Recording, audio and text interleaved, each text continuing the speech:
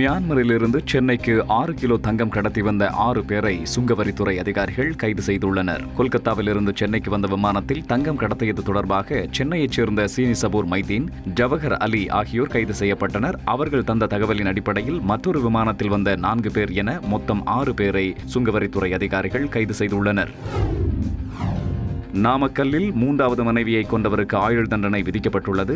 நாமக்கல் மாவட்டம் மாலிப்பட்டியைச் சேர்ந்த ரங்கசாமியின் 3வது மனைவி ராசம்மாள் கடந்த 2 ஆண்டுகளுக்கு முன்பு கருத்து வேறுபாடு காரணமாக ரங்கசாமியை விட்டு பிரிந்து வாழ்ந்து வந்தார்.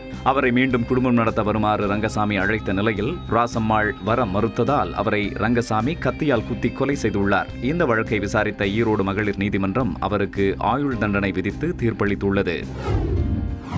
பழனி முருகன் கோயிலில் 14 நாட்களில் உண்டியல் வசூல் 1 கோடி ரூபாயை தாண்டியுள்ளது. பழனி முருகன் கோயிலில் கடந்த 14 நாட்களாக நடந்த வசூலில் 1,60,18,809 ரூபாய் ரொக்கம் மற்றும் 608 கிராம் தங்க நகைகள் மற்றும் 8,400 கிராம் வெள்ளி வருமானமாக கிடைத்துள்ளது.